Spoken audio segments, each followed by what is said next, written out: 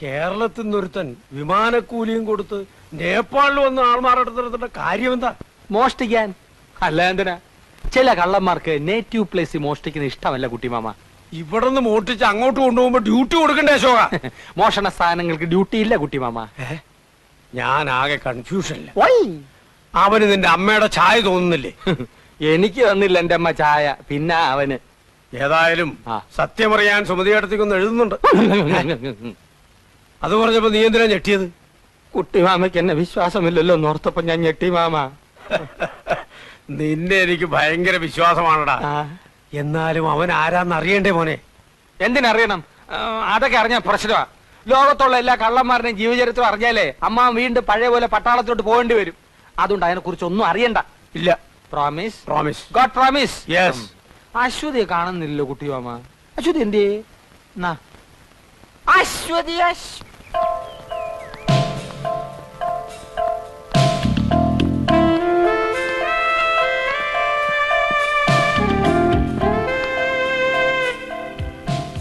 ठीक है. May I come in, sir? Yes. ഇരിക്കൂ. Thank you, sir.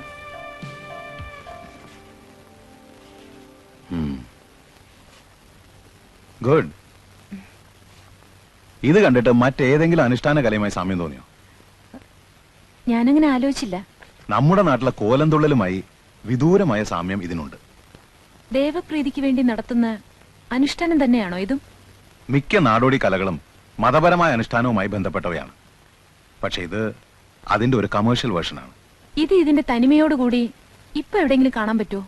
ഈ നാടിന്റെ ആത്മാവിലേക്ക് ഇറങ്ങിച്ചെന്നാൽ ഒറിജിനൽ ആർട്ട് ഫോംസ് മാത്രമല്ല, അസാധാരണമായ ഒത്തിരി ആചാരാനുഷ്ഠാനങ്ങൾ നമുക്ക് ദർശിക്കാൻ കഴിയും. കേൾക്കുമ്പോൾ അത്ഭുതം തോന്നും. ജീവിച്ചിരിക്കുന്ന ദൈവങ്ങൾ വരെ അവിടെ ഉണ്ട്. ഞാൻ കേട്ടിട്ടുണ്ട്, ദിവ്യ കന്യകയെ പോലെ അല്ലേ? യെസ്. പുനർജന്മവുമായി ബന്ധപ്പെട്ട മറ്റൊരാചാരം. ഉദാഹരണത്തിന് ടിബറ്റൻ ബുദ്ധമതക്കാരുടെ ആചാര്യനായ ലാമ മരിച്ചു കഴിഞ്ഞാൽ അദ്ദേഹത്തിന്റെ പുനർജാത ശിശുവിനെ തെരഞ്ഞെടുത്ത് റിംപോച്ചയായി വാഴിക്കുന്ന ചടങ്ങ് ഇന്നും അതിന്റെ തനിമയോടെ തുടരുന്നു. റിംപോച്ചെ? പുനർജാത ലാമയെ അവരങ്ങനെയാണ് സംബോധന ചെയ്യുന്നത്. നന്മയുടെയും കരുണയുടെയും പ്രതീകമാണ് റിംപോച്ചെ. അവരുടെ പ്രാർത്ഥനയ്ക്കും ചികിത്സയ്ക്കും ആ കൊച്ചു സന്യാസിയുടെ സാന്നിധ്യം ആവശ്യമാണെന്ന് അവർ വിശ്വസിക്കുന്നു. സാറിനാല് വിശ്വാസമുണ്ടോ? എനിക്ക് വിശ്വാസം ഉണ്ടെങ്കിലും ഇല്ലെങ്കിലും അശ്വതി അത് വിശ്വസിച്ചേ പറ്റൂ. കാരണം കുട്ടിയുടെ സബ്ജക്റ്റ് ആണത്. ബൈ ദ വേ, ഇത് നന്മയുടെ ലോകമാണെങ്കിൽ ദുർമന്ത്രവാദവും മനുഷ്യക്കുരുതിയുമായി തിന്മയുടെ മറ്റൊരു ലോകമുണ്ട്. I am collecting some interesting details about it. Okay, അശ്വതിയുടെ അന്വേഷണ ബുദ്ധിയെ ഞാൻ അഭിനന്ദിക്കുന്നു. Keep it up. Thank you, sir.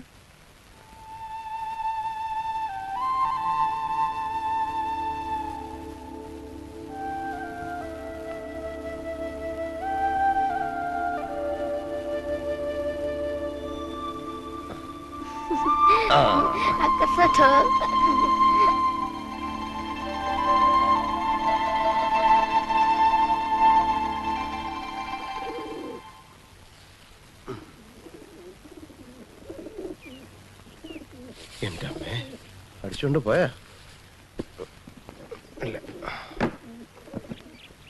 ഇവനിതെവിടെ പോയി?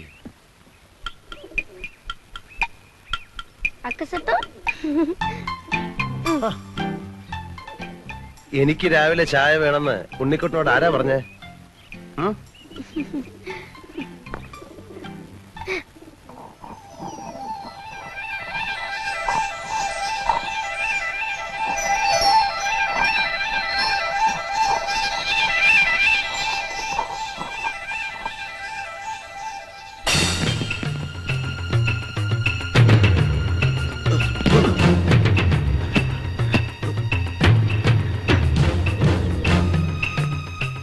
ഈ ചായ നീ പിന്നെ പോയാ? കുട്ടിച്ചാത്തന്റെ ബന്ധുവല്ലോ ആണോ? ഉണ്ണിക്കുട്ടാ, ഉണ്ണിക്കുട്ടാ,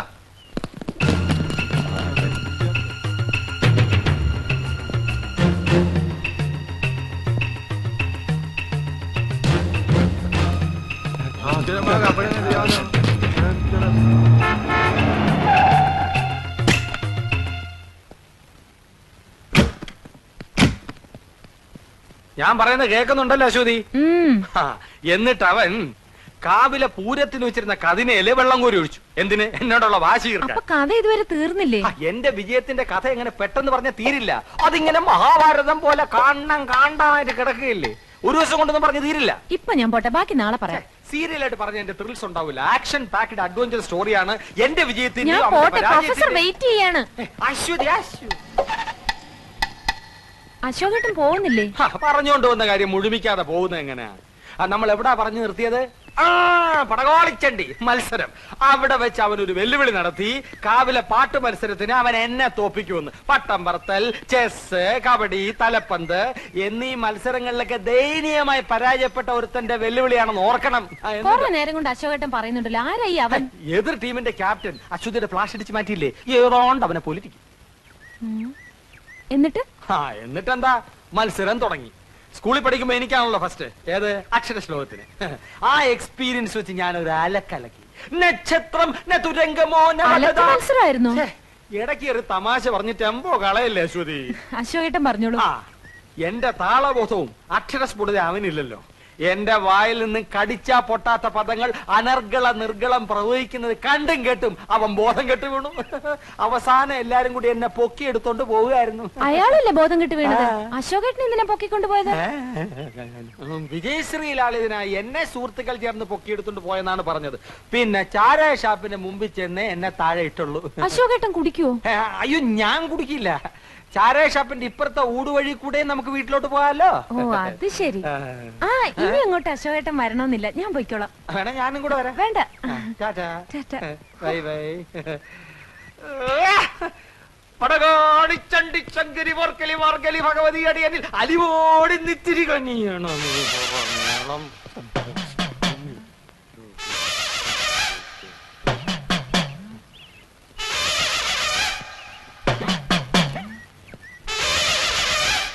എന്ത് നിർത്തി കളഞ്ഞത്? മുഴുവൻ പാടാത്തത്? പറഞ്ഞു പാടിക്കാൻ നീ ആര്? സംഗീത സംവിധായകനോ? സംഗീത സംവിധായകനൊന്നും അല്ലെങ്കിലും എനിക്ക് വ്യക്തിത്വമുണ്ട്. അതുകൊണ്ടാണല്ലോ നീ എന്റെ പേര് പറഞ്ഞ കുട്ടിമാമയുടെ വീട്ടിൽ കയറിയത്. അപ്പുകുട്ടന്റെ പേരിൽ തന്നെ കയറാനാ വന്നത്. ബെല്ലടിച്ചു. കുട്ടിമാമ കഥവ് തുറന്നപ്പോ ഒറ്റ ചോദ്യം, അശോകനല്ലേ എന്ന്. പ്രായം ചെന്ന മനുഷ്യനല്ലേ എന്ന് വിചാരിച്ച് ഞാൻ തിരുത്താൻ പോയി. പിന്നെ ഞാൻ വന്നപ്പോ നീ എന്താ തിരുത്താത്ത? തിരുത്താൻ സമയം വേണ്ടേ? ഉള്ള സമയം കൊണ്ട് നിന്നെ പുകച്ച് പുറത്തിയടിക്കാൻ നോക്കൂ, ഞാൻ പേര് തിരുത്താൻ നോക്കൂ. ദമയന്തിയുടെ മുമ്പിൽ നീ കുറച്ചാൾ ഷൈൻ ചെയ്തില്ലേ, ഇനി അശ്വതിയുടെ മുമ്പിൽ ഞാൻ കുറച്ച് ഷൈൻ ചെയ്യട്ടെ. അതാണോ കാര്യം? അതാണ് കാര്യം. എത്ര നാൾ ഷൈൻ ചെയ്യും? എത്ര നാൾ ഷൈൻ ചെയ്യണം?